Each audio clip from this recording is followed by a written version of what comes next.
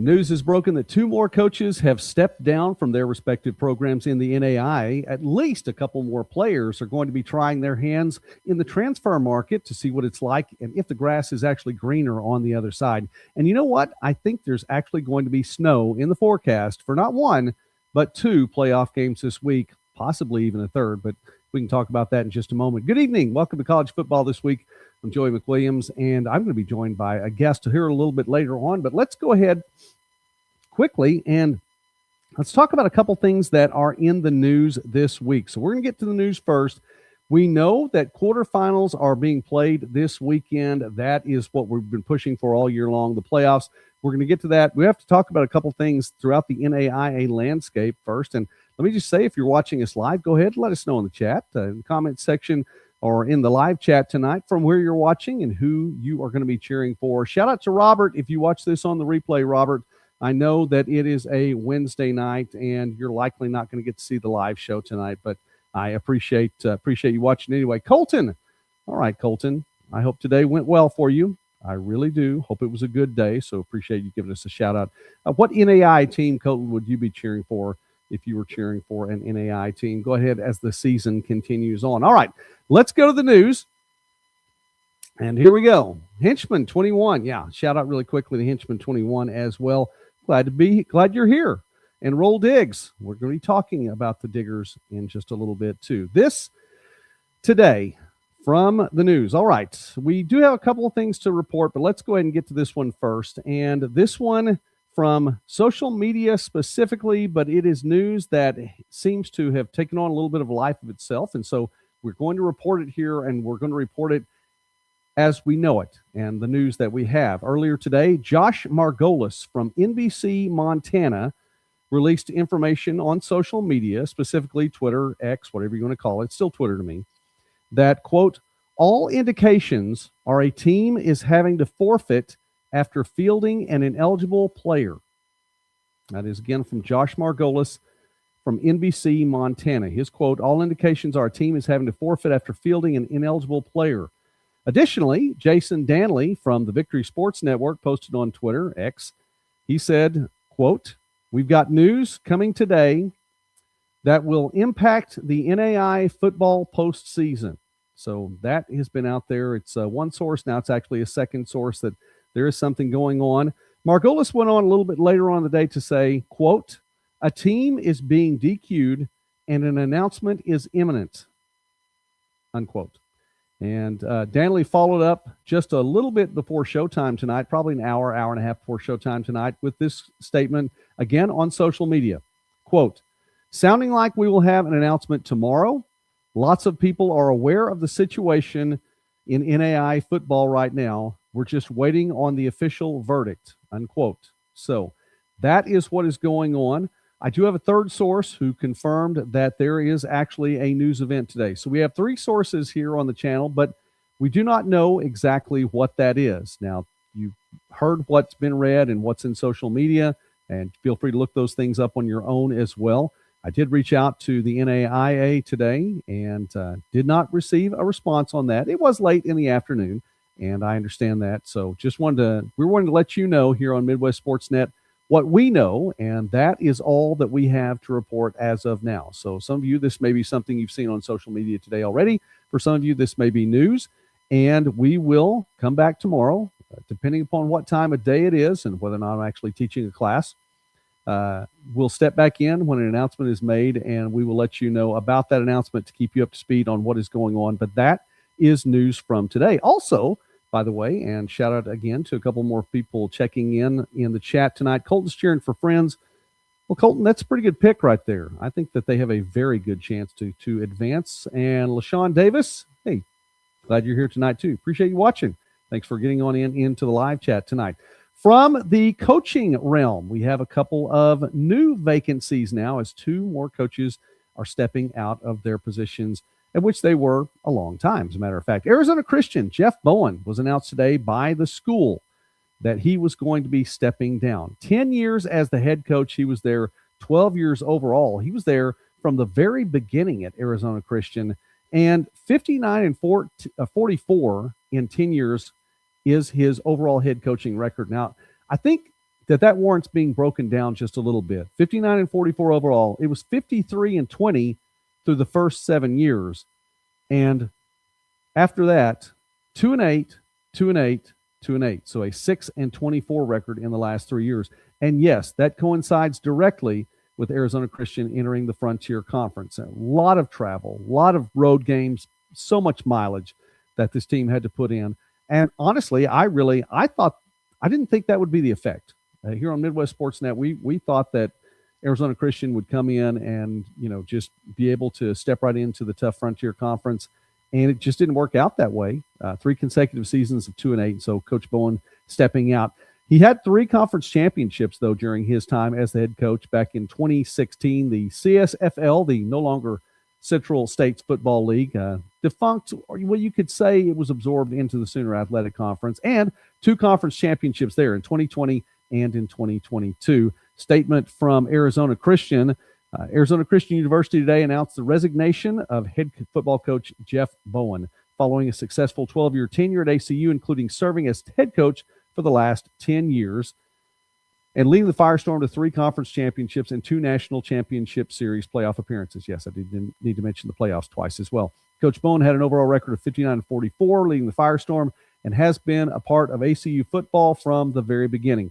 We are so grateful for Coach Bowen's hard work over a dozen years to build a successful program at ACU, said ACU President Lynn Munsell. His vital place at ACU Firestorm history is secured as a successful coach who not only won championships, but more importantly, built a culture aligned with ACU's mission to grow students spiritually while competing with character and excellence. While the program will now move forward under new leadership, every future ACU coach will be building on the solid foundation laid by Coach Bowen. So a great statement there from Arizona Christian University. The other coach, and this was a little bit earlier this week, Coach Adam Waugh, who spent 4 years as the head coach at Southeastern in Lakeland, Florida, is also stepping down. 27-13, his record in 4 years, second most wins in program history. That's behind Coach Rivas. He was 9-3 this year and had no losing seasons. And it's not often that you see a coach that's 9-3 step down, but the statement from Southeastern goes like this. Southeastern University Director of Athletics Drew Watson announced today that due to ongoing medical concerns, head football coach Adam Waugh has made the decision to step away from coaching and to focus on his health and prioritize time with his family. Waugh emphasized that the choice is proactive and centered on his long-term well-being, expressing deep gratitude for the university's support as he enters this new chapter. Waugh leads the program, having reshaped it into one of the NAIA's most respected and defensively elite teams. Over 4 seasons as head coach, he compiled a 27-13 record. That's a .675 percentage, the second most wins in program history, and he guided the Fire to steady year-to-year growth, highlighted by a program record 9-win season in 2025 and the first postseason victory in program history. Adam did not just lead SEU back to the national tournament and deliver the first playoff win in program history. He reestablished what it means to be a part of this program, said Watson. What I appreciate most is that he developed our team culture and invested deeply in our young men in life and in the classroom. From leading student athletes in their walk with Christ to setting program record GPAs, his impact has been substantial. His decision to step away and put his health and family first is exactly the kind of selfless leadership he has always shown. We support him completely, and he will always have a home here. So statements from both of these schools, and I thought that was important to read them both. Obviously, coming off of successful tenures as head coaches, but leading young men in the proper way, both of them mentioning that leading them in a direction that would be heading them more toward a relationship with Christ. So I thought that was important to get to read there. 2 more coaching vacancies, and now we have a number that is at 8 for 2026 that we're heading into. So, hey, Dave, glad you're here tonight. And Dave giving a shout-out to Roll Diggs. I know should be rooting for the team that knocked us out, but rooting for Hinchman's team instead. I thought you might be doing that. So shout out to Tool Envy tonight as well. And it's a big, big, big weekend of college football. Yeah. Hoping the news coming from Josh isn't about MT. Yeah, I don't know. I hope not. I genuinely don't know, though. I genuinely do not know, but we'll find out a little bit more about that later. One more thing from the news. number of players are stepping into the transfer market. Now, I told you earlier this year that during the summer, one of the coaches called it, said there is no, I knew there is no transfer portal, and I've said that a number of times here on the channel, but he said there is a transfer market. And I agree with that. And I told him I was probably going to steal that phrase. So I think from here on out, I'm going to call it my phrase, since I've told you enough times now that I borrowed it, but we're going to steal it now. Some players who have entered the transfer market in the NAIA, among them, St. Ambrose quarterback Alec Ponder. Now, we talked about his numbers, especially in the first part of the season. He had numbers that were right up there with Xavier Malone's numbers. Unfortunately for him and for Xavier Malone, they both had 0 wins at that time. He finishes the season 2,539 passing yards, 55.9% completions, 25 touchdowns, 11 interceptions. He is entering the transfer market, as is Culver Stockton linebacker Caden Thomas. He was an all Hart North first teamer this year as a linebacker, had a team high 57 total tackles, also registered 3 sacks, 4.5 tackles for loss, forced 2 fumbles, intercepted 2 passes, and had a pick 6 as one of those 2 interceptions. So among those players who are entering the transfer market, Ponder and Thomas. And as we move on along through the evening, tell you what, sometimes it's just nice to bring someone else in, and I am going to do that right now. So we bring in, I'm trying to bring someone else in. How about this? There we go, Doug. Doug Gann from 446 Sports. Appreciate you joining me on this Wednesday night. It's not a Thursday night tonight, and lots of folks in the chat already tonight. So we have a good community here at Midwest Sportsnet. Thanks for joining us. Look, I'm just delighted to be here. Big fan of what you guys do, and of course NAIA football. You notice we follow it from the Sooner Athletic Conference in football, and then of course Red River Athletic Conference the rest of the way. But I'm just excited about good playoff football, and man, we're right in the middle of it. Yeah, and have you had a chance to watch some teams this year? Just to give folks an idea, if you haven't seen 446 Sports, Doug Gann is the owner and operator there, and does he does a whole lot. Now, that doesn't mean he's all by himself. He has a staff, but he does a lot of that too, and actually has been on the call for Louisiana Christian football last year, 2 years now, right? Yes. All right. Yep. So I got off and on. It's probably for the last 6 years or so that we've done it. I will tell you, I got to hear part of the broadcast coming back from Texas Wesleyan a couple of weeks ago. You guys just absolutely shook up the playoff scene in what Louisiana Christian did to OUAZ there in Arizona.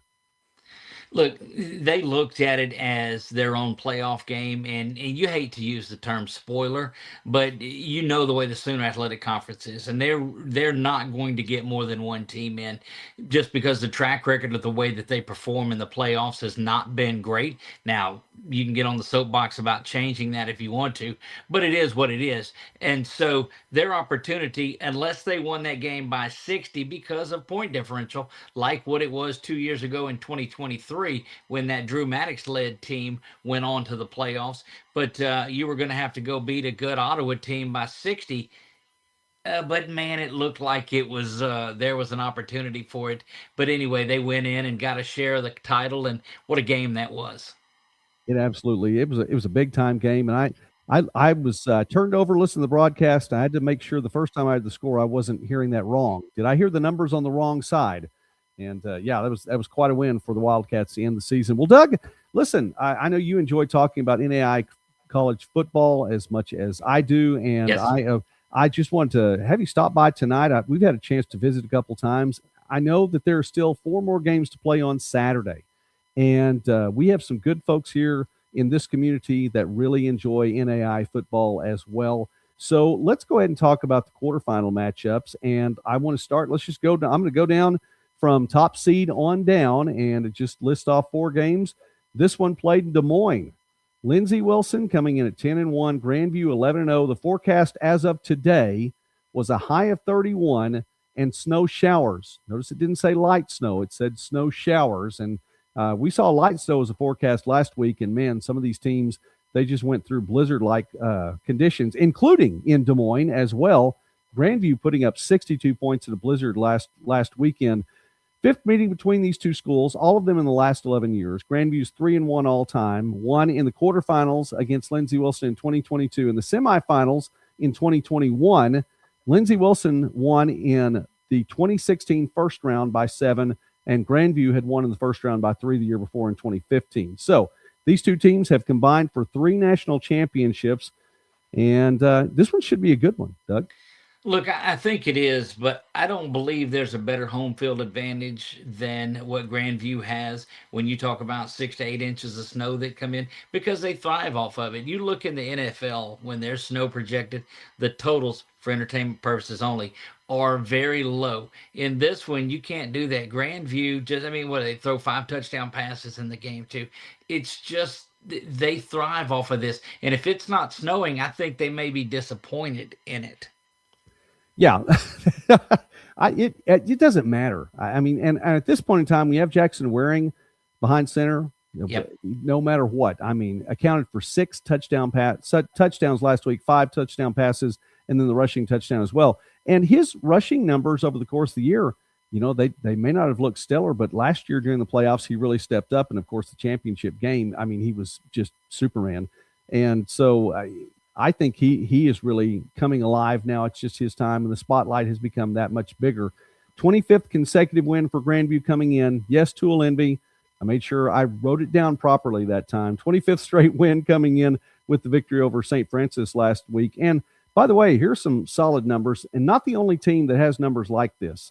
43 points per game. That's 11th in the NAIA in scoring. Giving up only 13.2 points per game. That's 3rd in the NAIA. So, Doug, when you have a really strong offense and a really strong defense, that has to make it tough for a team to come into your place.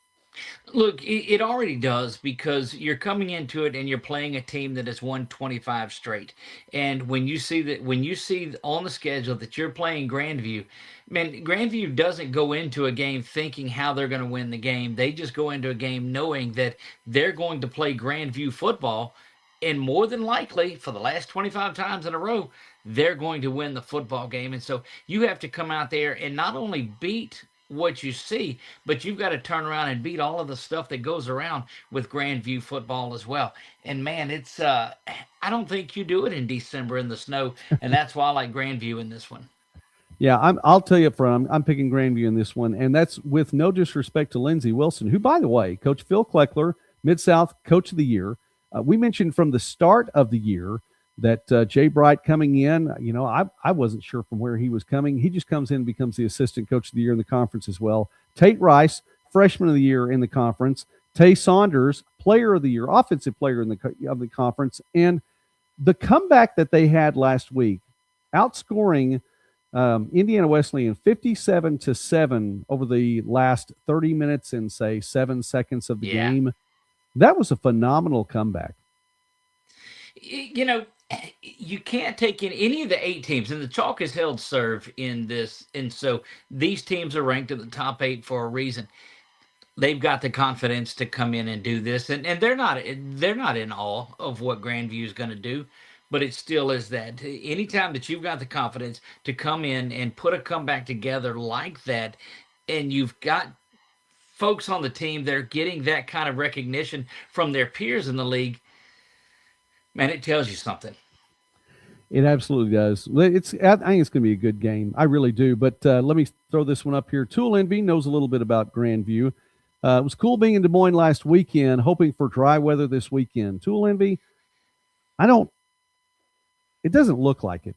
I'll say that. I don't think you're going to get that. Are you going to get to go? Let me ask this. Are you going to get to go to this one again this weekend? And I'll let you answer that in the chat. Doug? Let me ask, look, Tool Envy, that's a great question. But when you watch the Packers play or the Patriots play or those teams like that, they're embracing this snow and they're loving it. The shirts are off of the guys. They're throwing snowballs up everywhere. It's incredible. I think that maybe they want that type of weather. Going. Well, Tool Envy's going. So, all right. Pictures, by the way. Pixar, is that the way they say it? I think the way the kids say it. Pixar, it didn't happen. Man, those would have been some. Let me tell you something. Those would have been some really disappointed kids for all of us Gen Xers over here. Right? That's for sure. There were a lot of things that happened in the 80s that there is no video evidence of whatsoever. Probably it's better that way. All right. Look, if you don't mind, Joey, let me jump in real quick too. We talked about LCU a minute ago, and they announced the Sooner Athletic Conference announced their all conference players today, and LCU had 20 players on the all-conference team between first, second, and honorable mention. Had the newcomer of the year in quarterback Bryce Perkins, had the defensive player of the year, freshman of the year. That was the same person, the nation's leading Kylan Polk, who had 4 picks in that Ottawa game. You had athlete of the year in Datelyn Cunningham and coach of the year in Ben McLaughlin. And so congratulations to those guys. It's a team full of freshmen and sophomores that are making a difference. So I'd be remiss if I didn't shout out those guys at LCU, and 25 awards were picked up today. Absolutely. Well, that. Hey, listen.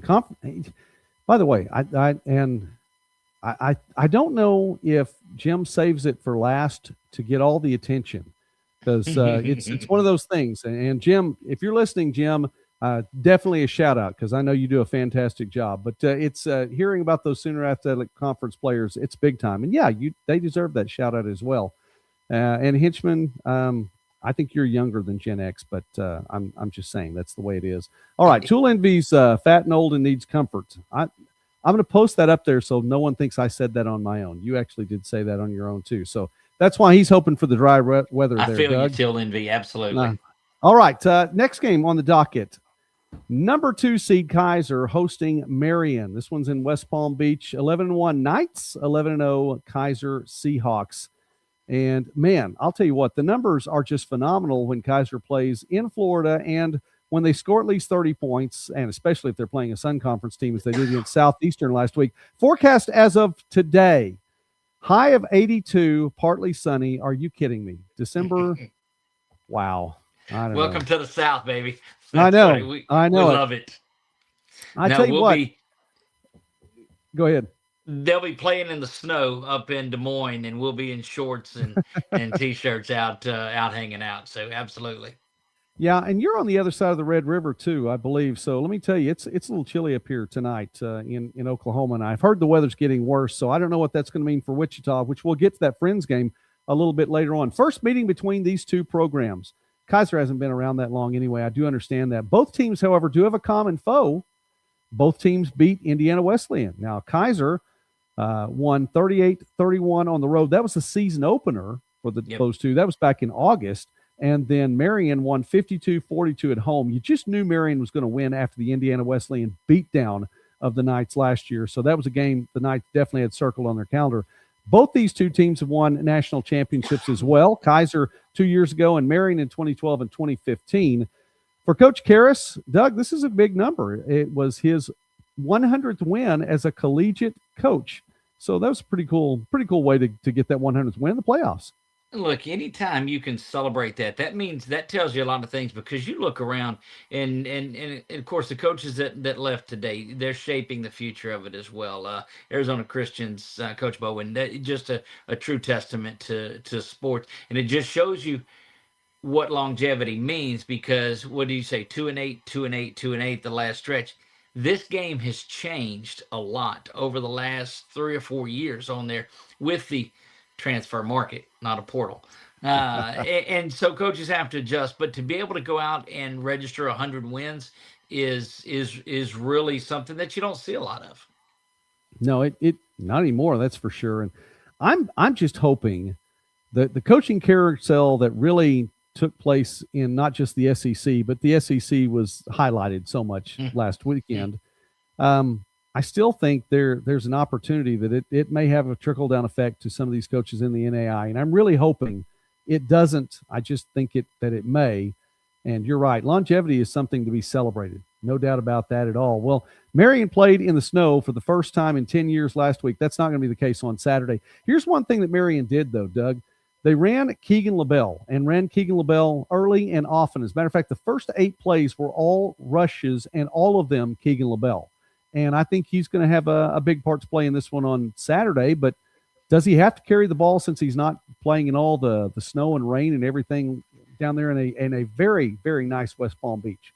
Look, you wanna keep your offense out there, and you want to keep it away. When you've got a weapon like Keegan Bell, you certainly want to utilize that, and to grind it away. And the longer that Marion has it, the less amount of time. And look, that's cliche. Everybody knows that. That's like saying limit the turnovers and limit the penalties. Everybody knows that. But when you got a back like Keegan Bell, you've got to feed him the football and establish that on there, and say, look, you don't want to get back on the bus or on the plane or however you get back and say, man, I wish we would have featured Keegan Bell a little bit more.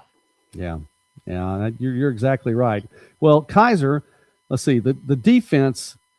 Marion comes in putting up 44.3 points per game. That's ninth in the NAIA. Kaiser's defense. This is, Doug, where I've been impressed with the Seahawks in the last few years. Not that there haven't been other reasons. I mean, Coach Russ has just come in, and our prayers are not only for him but with him. And Yeah. we want him to be all the way well and as soon as absolutely possible. But he's been fantastic stepping into that job. But, I mean, 3 consecutive trips to the championship game. Won one of them, but made it there 3 times. Doug, the defense just got better in the playoffs every year. And I mean, just here's an old Oklahoma word. I don't know if they use this one in Louisiana or not, but they just bowed up. And that's what they did every year. And I wouldn't be surprised to see that again if they try to go LaBelle. Look, there's no doubt about it, and I don't like to let the cat out of the bag early on. We'll save that for the last segment. But the winner, my projected one to win the Red Banner, is out of this matchup. And Okay. so not to play around any on there. I think the guys from Kaiser do that, and maybe I'm stepping out boldly, but I've got to set the tone. I've got to announce myself on your show, and this is how we're going to do it. But I like Kaiser in this one. I like the Seahawks, and it strictly is because of defense. I don't think later on that these teams that come in and put up a lot of points are going to be able to do it against Kaiser.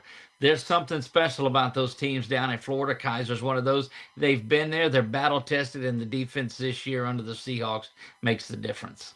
You know, you're exactly right about that. And Tulenby says he likes the philosophy, the old school philosophy. So that's there's something to that. I want to stop there for a moment. I wasn't trying to breeze through the news too quickly, but to go back to Southeastern, you know, you talk about the defense of some of those teams down there, and Kaiser's is big time. Southeastern's defense, and it was mentioned. Drew Watson, the athletic director, talked about the defensive prowess that the Fire has had in Coach Waugh's years there, and also, you know, William Henry, the defensive coordinator the last couple of years there. And I just wanted to drop this one out there. I've said it before. I want to go on record again that I haven't seen any statement from Southeastern there about who they're going to, you know, nationwide search is what they always say, you know, Right. about when there's a coaching vacancy. I think you have to look first right there in-house at William Henry. Absolutely think you have to look at him as a head coach. 24 years of coaching experience, I think, and I don't know him, and he may not want to be a head coach, and that's fine. But if he does, now's a good time, and somebody should look at him. And if it's not Southeastern, someone else, because there are at least 7 other opportunities that are out there right now, need to be looking at William Henry and what he's done with that defense. And I think that's just something I want to. Anyway, you were talking about dropping that out there, so yeah. Yeah, but you're right. The number one way, I believe, to a head coaching job is through the defensive side of the football. There's no doubt about it, because the cliches, and they're only cliches because they are correct more of the time. Defense wins the championships on here, and when you have somebody like William Henry that's in there that's orchestrating defenses like that, he's going to get 1 phone call, 2 phone calls, several phone calls. And it's just a matter of, hey, at 24 years in, do I want to take on this challenge, or I'm happy doing what I'm doing in the comfort of what it is. And so that's what it's going to come out to. These next few weeks of this coaching carousel and filling those 8 positions, and who knows if we don't have a couple of more when all of this is over with.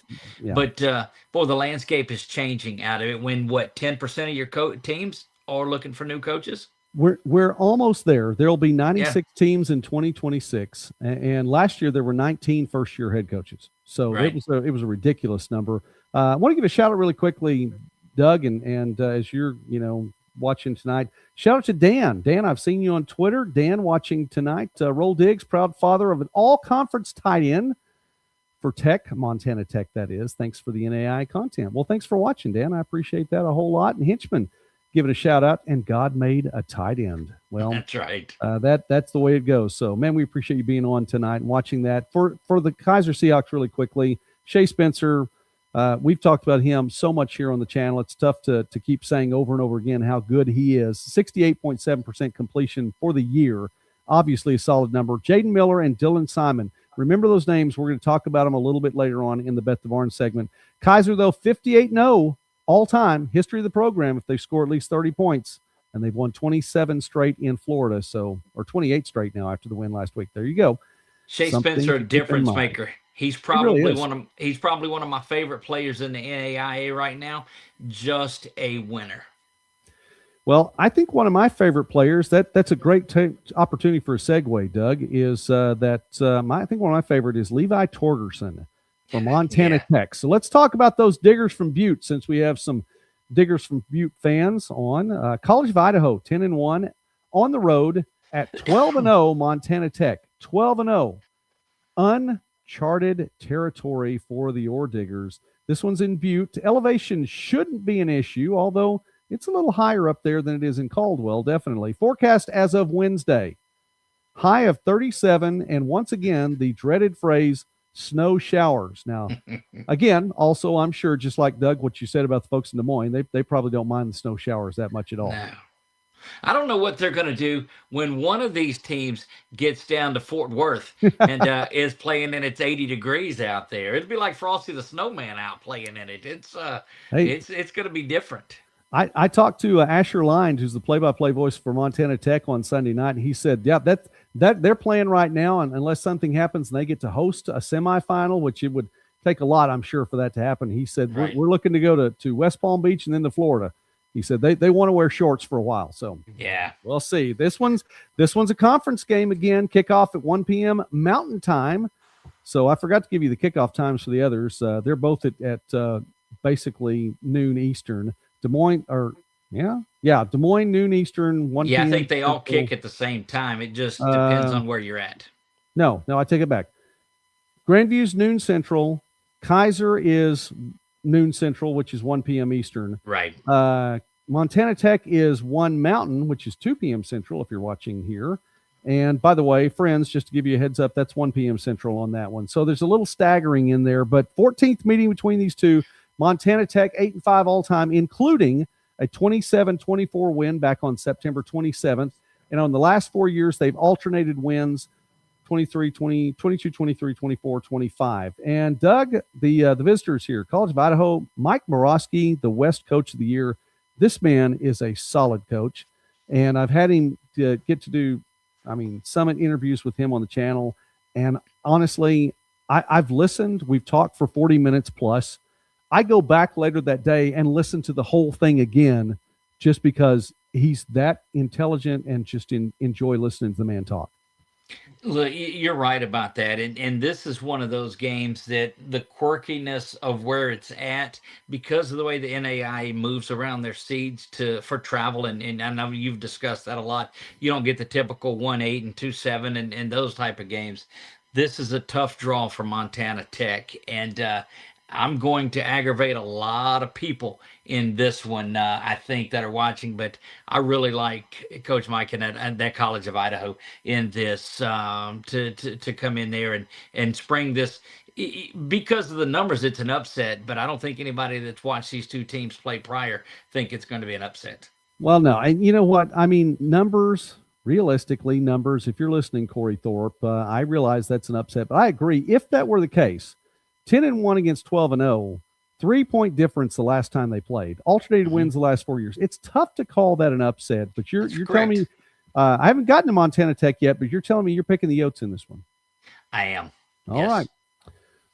Well, look here. I'll look right into the camera. Okay. Yes. Our viewership just went down by 50%, but that's okay. That's it's Doug at 446sports.com. You can send me all you got in it. That's all right. Hey, Leo, glad you're joining tonight. Thanks for joining late. I appreciate you coming along, getting in the chat tonight. We do have the Bet the Barn segment coming up, so stick around for that. And Henchman 21, I'll just go ahead and throw his up there. It's okay, Doug. We all make mistakes. That's right. Yes, I'll take that. So, yes. Well, I'll tell you, spoiler alert. So I'm going to tell you right now, I'm taking the digs. first off, Chalk hasn't lost yet. Correct. I mean, and so I don't know. Levi Torgerson, Player of the Year. I think. Let me hold that thought for a second. Jarrett Wilson, nearly 2,500 yards passing, 76% completion. 76% completion. And Doug, if you haven't heard this TD to interception ratio, you have to hear this. It's 28-1. That is an absurd video game number if there ever was one. Nearly 2,500 yards passing. And consider the first two games, he was in a 2-quarterback system, so he really didn't even get all the yards he could have gotten then. But Levi Torgerson, I want to stop right there. I'm going to hijack this segment, Doug, and I'm going to go back to a segment I did in late July and see if I can pull these numbers up here. Okay, what if the Player of the Year isn't a quarterback? It's happened only 9 times out of 28 that they've done the NAIA Player of the Year, so that's just 32% of the time. The last 5 were quarterbacks. 10 of the last 11 were quarterbacks. The only one was Charles Salary of Marion in the last 11 years. That was back in 2019. And I listed a bunch of quarterbacks that were returning, and I listed a bunch of other players. Well, Eli Norse, he was a good candidate. No. Gunnar Yates, well, he had to have surgery. I mean, he was out. He just never was right this year. Keegan LaBelle's one of those I mentioned. Amon Williams, Gerald Monroe, who didn't have the stellar season that we thought he would out of Graceland. Levi Torgerson, to my discredit, was not on my list of players to watch. And oh my goodness, Doug, if you don't think he has a legitimate argument for Player of the Year, you're just not watching Montana Tech football at all. But and that's the beauty of the season-long awards. That body of work is there, but those days are gone now. And you're into the playoffs where the only thing that matters is this one game, because without this win, there is no next week on there. So Levi's going to have to bring everything that he's got. And I just think that the lads from Idaho come in there and take it, because they're not scared. They're not unfamiliar with him. They've seen him. They know what he does, and familiarity changes a whole lot of things in games that they played. They didn't get taken to the woodshed in it, 3-point game. And look, this could be just me wanting to find a game that's not chalk, because chalk is absolutely boring. And I look up and see 1 through 8 that's still in there. And you look at it and say, well, the committee, they got all things right because it says 8 and they put in. It's going to be good football, but surely not every favorite can win. You would think. Surely. There's no evidence to back that up at this point, Doug. Zero. There's no evidence. And look, most of the assessments that I have will come unfounded as well. There's not a lot, but it's that, look, in Louisiana, we're proud of our food, and that delivers a pretty healthy gut. And I got to go with my gut this time. Okay. All right. So Doug going with the gut, a very healthy gut. Yes, that's going with the gut as well. You know what? I'm going to go with my gut. I don't know how healthy it is, but I'm going with my gut on this one. I'm taking, not just to appease Henchman 21 or Dan or anybody else, but I think Montana Tech takes this one. It wasn't, and I will tell you, by the way, for Henchman 21 and all the Montana Tech fans out there, I don't think I was on this train early on. And it took about 3 or 4 weeks. But I think by week 5, I was going, there may be something to this. Of course, Henchman 21 was selling tickets to get on this train. So I don't take away from that at all. But Tool Envy says, hey, I think every team left can win it. I think there's a legitimate argument for that. I agree with that. I agree. Totally agree with that. So let me ask you this. If Levi's not under center, do you still take Montana Tech? Well, he's not under center. He's a receiver. It was Jarrett Wilson under center. No, if he's not there, doing his thing. Yeah, well, yeah. I'm going to go ahead and say yes, and I'll tell you why. Because of just what you said. I don't think, let me tell you something. If Coach Sampson finds a way to give him another touchdown pass, I'd be shocked. Everybody knows it's in his arsenal to do that wide receiver Philly special pass. I think that they have to know he's out there, and they have to find another way to get around it. And I just think that Jarrett Wilson and this offense can do it. So you almost have me talked into hopping over there too, because I'm with the focus that they're going to have on Levi, knowing what he can do, then you're going to turn around and open up a lot of other Yeah. opportunities for it too. So before I talk myself out of this, yes, let's stick with it. All right. I will mention also, by the way, the offensive lineman of the year, since you've already said you're not going to talk yourself out of it, Jacob Graves, the Frontier Conference East Offensive Lineman of the Year, is a digger as well. We enjoy talking about offensive linemen here on the channel, so we definitely want to give them a shout out. All right, final one. And for those of you who are looking forward to Friends, and you know I've been on the Friends train. I've been on the Friends train for a long time, but when Terry Harrison became the conductor of that train, I just bought, I think, a lifetime ticket on that one. I really enjoy watching Friends. Now, I will say this: I mean, we do our best to do a neutral call here, but I just like Terry Harrison as a person. I think that's well documented. Benedictine 11-1, Friends 12-0. This one's in Wichita, and the entire focus of the Sunflower State should be on Wichita, Kansas for this one. Forecast as of today, which is Wednesday, high of 47, partly sunny, and at Adair, Austin, this should be just a beautiful, beautiful sight. Not too warm like in West Palm Beach and not too cold like everywhere else, but right there in Wichita, this should be just beautiful. 14th meeting between the two. Benedictine owns an 11-2 all-time record, won 28-15 12 years ago back in 2013.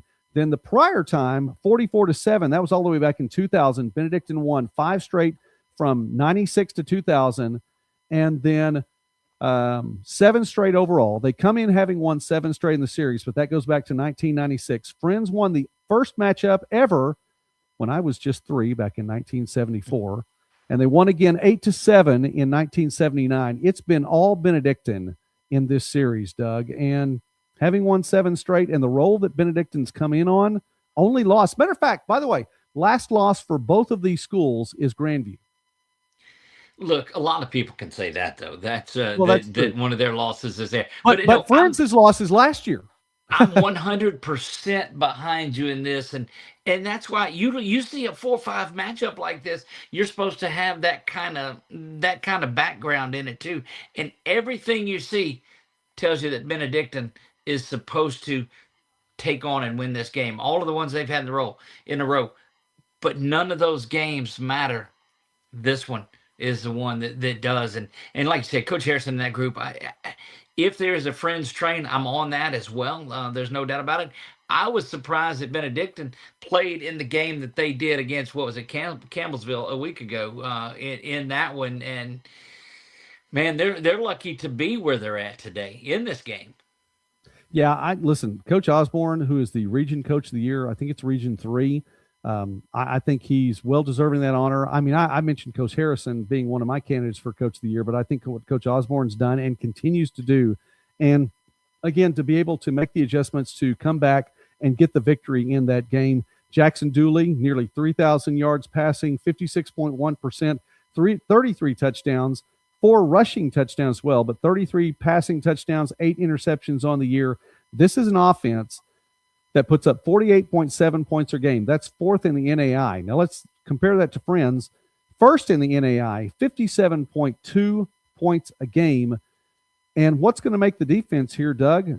Let's go back to what you said earlier. Defense wins championships. I think the defense here is going to make the difference. And honestly, it's tough for me to look past what Friends defense has done this year. It's a defense that's giving up only 12.9 points per game, second behind only Northwestern. And this is a team that scores a lot of times when you see a team that's putting up 60 points, let's just say, like they're doing, defense is out there a little bit more, so they're giving up some points. But what Friends does is they keep you off the field. They continue to run their offense, and they're going to come out there and give you some very big matchup difficulties on it. And if they can keep the ball away, you can't get behind a couple of scores and come back in a game like that with Friends in control. They're like an MMA fighter. They want to just sit there and choke you out is what they want to do. And so that's why I like Friends in this. I like their ball control. I like their defense, and I like their ability to just pound right at you. You know, it's a really good point. And I know that here, by the way, let me throw this one up here really quickly. Leo, 1979. I should remember Friends playing Benedictine. I do not remember. However, BC had a record of like 2-8 that year. Also, Larry Wilcox, first year as head coach. Wow.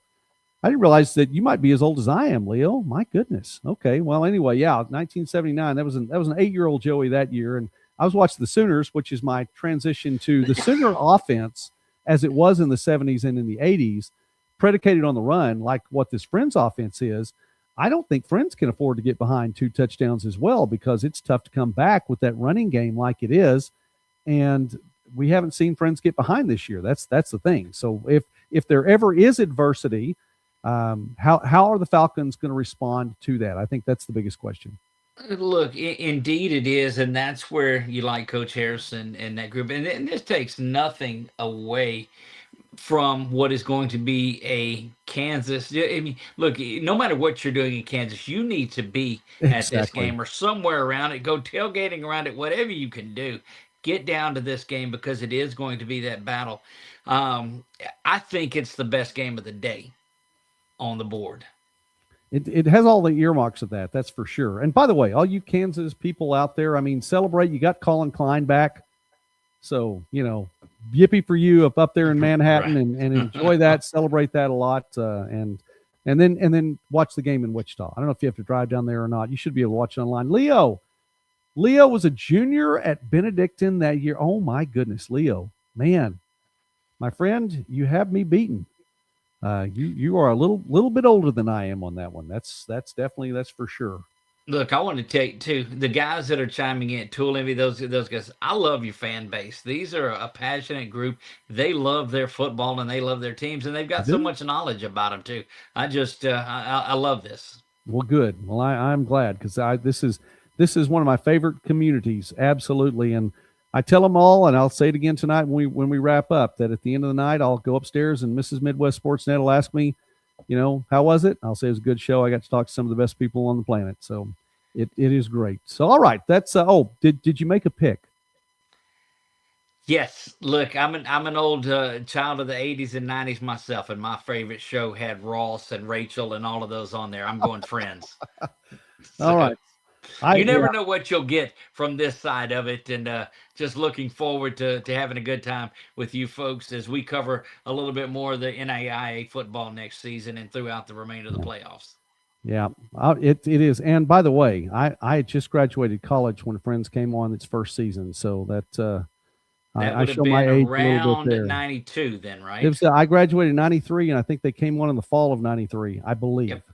So anyway, that's all right. It was a lot like Chandler back then. Okay, let's go on.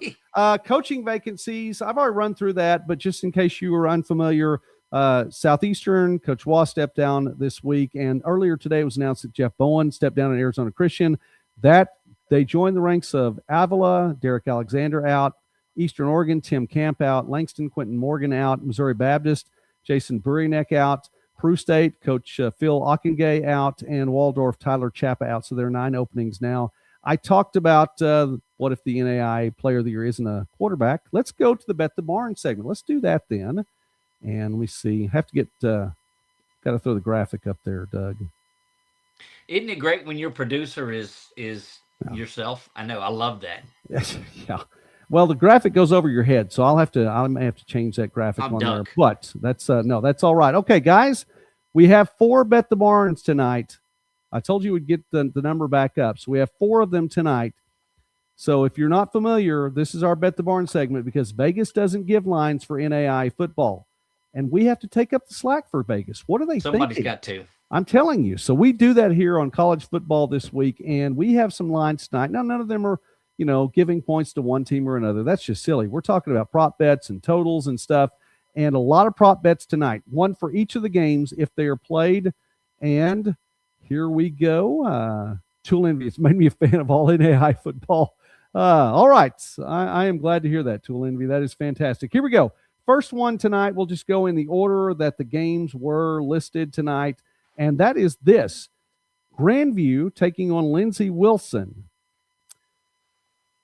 That says who rushes. I don't know what that means. It's supposed to say who rushes for more yards. Okay, here's the deal. Both of these are good rushing teams.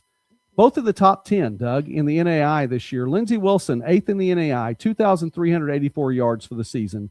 Grandview, 2,354 yards for the season. That's good enough for 10th. Both of them averaging 214 per game or better. Now, you talk about a ground attack. We know it's going to be snow showers, or we know it's likely to be snow showers. It's forecast for snow showers. We know it's going to be cold one way or the other. That's a definite. So in a cold weather game like this in Des Moines, ground game could play big. Ground game, whoever wins the rushing game could win the game. So here's the way we play the game. You have to let us know in the chat, and if you're watching us in the on-demand afterward, put in the comment section. Let us know on this one, either Lindsey Wilson, LWU, or Grandview, GW or GV on this one. Who has more rushing yards? Doug, what do you think? Grandview. If I'm taking Grandview in this one, I think they get out, they get ahead, they grind the football, and I think they get over 300 yards rushing in this one. Wow. All right. Feel free to now chime in, guys, in the chat, and we have all our numbers from all these Bet the Barn segments before. Who wins the ground game?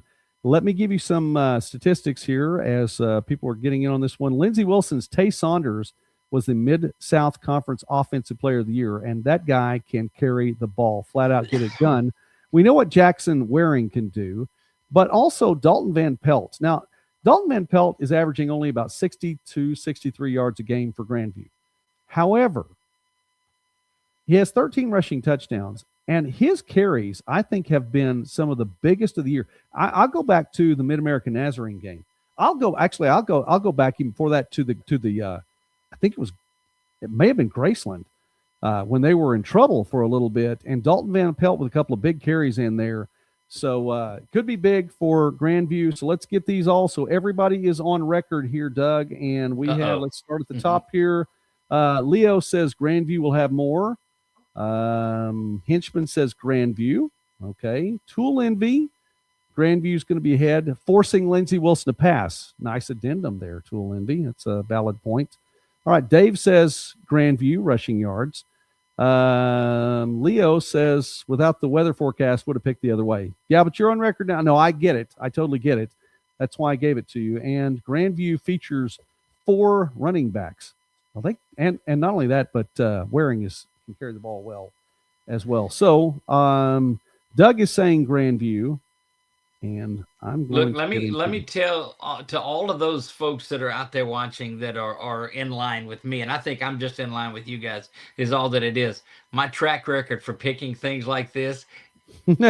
It's a little bitty, but so be careful. But I agree with the snow. I agree with the 4 backs, and I just think that Grandview does this one. All right, I'm on record as saying Grandview also, and I was not swayed on this one. So you were not coerced at all in that. There you go. Nope, not at all. All right, let's go to the next one then, and next in line here. This one is an interesting one. Marion or Kaiser, who gets more carries? Is it going to be Keegan LaBelle or is it going to be the combination of Jaden Miller and Dylan Simon? So here's the pick. Either Keegan LaBelle gets more carries or Miller and Simon combined get more carries in this one if this game takes place. Well, that's tough in there. I still think you feature the only way that you're going. No, that's not the only way you're going to win this game. One of the main ways that you're going to win this game is LaBelle running the football. You've got to feed him. Now, did they get behind and have to throw? But you got to go with who brung you, and it's Keegan LaBelle. All right, guys, what do you think? Dave is just passing on this one entirely. Okay, Dave is passing. Got it. I'm with you, Dave, but got to drop it out there anyway. That's right.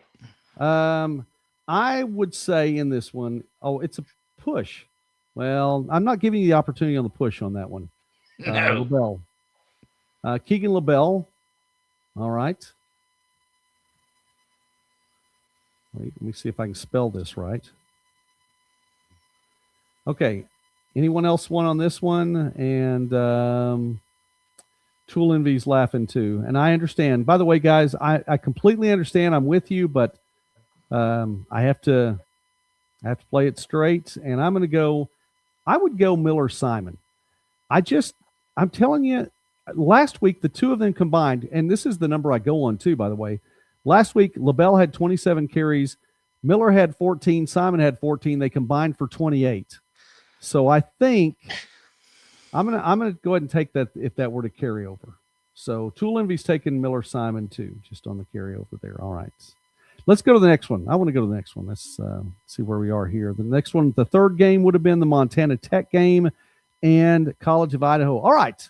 These are two teams, by the way, that have been winning the turnover battle for their respective teams. Now, College of Idaho on the season has a +4 turnover ratio. Montana Tech has a +14. I think whoever wins this turnover battle, also, this is an indicator of who's going to win this game. And, well, I probably already told you who I think is going to win the turnover battle then, but let me see what you guys have. Who wins the turnover battle? Okay, Doug, let me pitch it to you like this then. Yes. Does Jarrett Wilson's touchdown to interception ratio finally collapse and catch up with him? The law of averages has to kick in on this guy at some point in time. Is he going to throw an interception or 2 or 5 in this one? And see, I've already made the argument about law of averages when I talked about the chalk having to lose a game. And I've already went on record as College of Idaho winning this one. I just don't think these two teams just take care of the ball well. I don't think that there's a big difference in it. I know the +14 is looming large in there. I'm not going to say it's going to be a push in this too, because I don't want to take that easy way out of it. I've went on record as saying that College of Idaho wins this one. Maybe an early interception, maybe a pick six that gets things going. Does that spice it up a little bit for you? And so I think it does. I don't believe there's a lot of turnovers in this game at all, but I do think if I've got to take a side, it's College of Idaho. All right. Got a few of you haven't picked on this one yet. You have just a little time unless you're behind on the broadcast, which sometimes that happens. And we're nearing the 1 hour mark. And Doug, sometimes these midweek shows, they're just like that. They go on there. Leo's taking College of Idaho. Look, you talked about Mrs. Midwest Sport. Mrs. 446 Sports will come in there and she's like, "You're going to do what?" you're going. So yeah, no, that's quite all right. All right, Dave, not going to be swayed tonight. By the way, that's a verb here, Doug, is when your pick's been swayed by Dave. You've been swayed. Dave says Tech. Leo, College of Idaho. Henchman says Tech. And Tool Envy, coin flip. I need to get all these on here so we can see them on record. There we go. And I am going to give mine as well. You probably already knew what I was doing there. So I'm picking Montana Tech. I just think this defense can do it. And they're at home. On this one. Well, there we go. All right. Final one. And you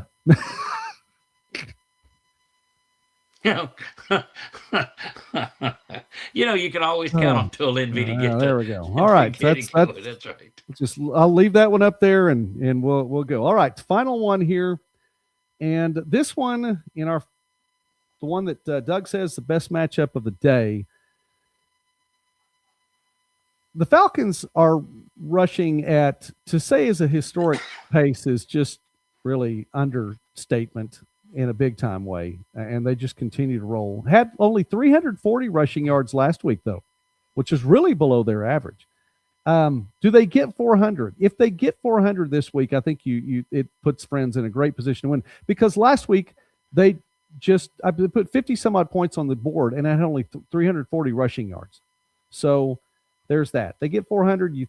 Falcons probably get this game. Now, can Benedictine hold that running game in check? Can they keep them to less than 400 yards? So what's it going to be? Prop bet here. Do the Falcons go over under 400 rushing yards? Friends Falcons over under 400 rushing yards. So let us know in the chat. Friends over under. Friends over under. All right, so here's why it's going to go over that total. All right, here's why it goes over the total is because Benedictine is not going to turn the ball over in this one, so it's going to be long fields. You're going to have more room to go, and I just think that the Falcons grind it out and they continue to grind it out, and at the end of the game, they're continuing to grind it out, and you get over there. They get back to their playing their average brand of football, which, hey, you know what? I'll take that average brand of football. Just asking Tool Envy really quickly, what is Friends' average for the season? I'm just checking. I want to see if that number is there, or if you just pulled that number completely out. You know what? I think that goes a long way. I'll tell you what, Doug. This is where I'm saying they don't turn the ball over. That was the biggest hamper, the biggest downplay for Friends offense in the last 2 years.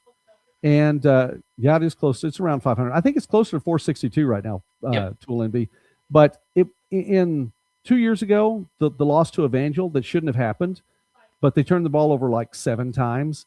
Last year, a couple of times we put the ball on the turf, and they didn't need to do that, and it cost them. This year they haven't done it, and I don't see it starting in Wichita on what should be a beautiful, beautiful day for football. So there they go. Yeah, I'm going to go ahead and I'll start putting these up here. Go ahead, Doug. No, I just you're spot on with that too. Is that they're going to protect the football and they're going to go out and do what needs to be done. And man, I just this is one of those teams that you sit back and it drives you crazy to figure out because you know exactly what they're going to do. All you have to do is go out there and stop them. But therein lies the problem. Yeah. Well, and Tool Envy said it a while back that Friends is a problem, and they definitely are that. Leo, okay, Hinchman taking the under. Leo is taking the under, but that might be wishful thinking. That's because Leo, by the way, is a Benedictine, well, now we know alum. That's right. But fan as well. So there we go. All right, Tool Envy Falcons at 462. He's getting specific, not just 400 plus, but 462. Let's see here. Hinchman. They had only 3. Yeah, it was, that was one of the lowest outputs of the season, except I think maybe Ottawa. Here, I love that. Only 342. I know. That's just when a wild when you scratch your head and say, man, what happened? You only ran for around 350 yards. I know it. It's phenomenal. Dave says, I know we lost by 3. That's Morningside. Not sure the Ravens were better. Going to take Friends on this. So, Dave, I'm taking that as an over. Here we go. Let's see. Where am I? Seems preposterous to say 400 plus every game. That's why they're a problem. So there we go. Well said, Tool Envy. Well said. One trick pony. It's a pretty big pony. It's the Clydesdale. That's what it is. All right, Colton getting back in the action here. I haven't heard from him since the beginning of the program. You're going to take over 400. He's cheering for Friends. And there we go. All right, I'm going on record. Going on record here.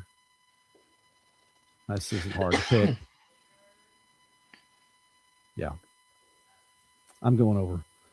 All right. There we go. There we go. Teams didn't play each other this year and both lost to Grandview. That's the thing. That is just that's wild. Grandview's so many people's last loss, like you said, Doug. Everybody gets to say, right. Well, the last time we lost was Grandview. So what does that mean? That's right. Anyway. Folks that are still in this chalk and left over on there too, because you look at it, there's a lot of just one-loss teams, and you go back to teams that Grandview was their last loss last year. That's that mystique of Grandview, and they are Grandview until they're not Grandview anymore, and that's what's carried them on. In addition to there being just a solid team. Well, we have our Bet the Barn segment, so keep those in mind. And let's see. I've got comment section going on 2 different monitors right now, Doug, so trying to keep up with it if I can. But, yeah, okay. I think that wraps us up for the night. So there's no Thursday night show. So, Robert, if you're watching, and I know you have church on Wednesday night, sorry we did it on Wednesday night tonight, but we'll be back Sunday night. And it turns out I was hoping there could be a Midwest Sports Saturday in Wichita. It's not going to happen. So I'll be at home cheering everybody on from here. Of course, we're not cheering for any teams here, but we did make picks. And Doug said he's not taking chalk against College of Idaho, but everywhere else you're taking chalk. So that's fine. But man, that chalk is good. I picked upsets all year, Doug, and where's it got me? I understand. And look, somebody's going to be able to say what a dummy I am, and where did I get that insight on there too? Because that happens more often than not. But when you see it line up, 1 through 8 has made it to the quarterfinals. That just tells you there's a lot of good football being played out of this top 10. Absolutely. It's been fun. All right, guys, we've just passed the 1 hour mark on this Wednesday night. I am so glad that you guys got to stick around and watch the show.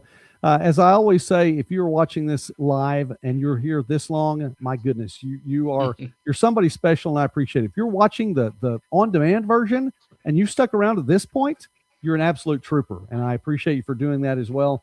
So Tool Envy is giving a shout out to the Vikings. Everyone, I guess your shout out to everyone as we leave tonight. Good chatting with everyone. Appreciate that. Henchman, thank you very much. Well, you know what? We may see Doug a little bit more on here in the future. So I enjoyed having him on tonight, and I enjoyed getting to visit with him. We've had a chance to talk a few times before coming on tonight, and I was glad to get to have him on tonight. So we're going to talk some more college football on Sunday night. We will go over these games and find out a little bit more. Also, let me remind you that if news does come up tomorrow, and we talked about that at the beginning of the show tonight, didn't want to go too deep into it because we didn't have any more information. I reported everything that was at my hand with 3 sources. That's what we know right now. And if there is something else that comes on tomorrow, then I will come on during the day and share it with you and go from there. So, Doug, closing words? I just thank you for what you do, and I'm looking forward to this big adventure that I'm embarking on. We'll be over in Fort Worth in a couple of weeks for that NAIA championship. So anybody else that's down there, find us and come say hi. If you get a chance to check us out on Facebook or X or YouTube, it's all 446 Sports. Just a quick closing, Mark, that folks that don't know 446 Sports, where they get that name from, it's out of Ephesians. It's chapter 4, verse 4 through 6. We invite you to go check that out. That's what we stand on, is his word, and that's the only reason that we're able to do what we do. So God bless you, Joey, and what you're doing, and everyone that's a part of this. Thank you, sir. I appreciate it. Tool Envy, Leo, Henchman, Dave, Colton.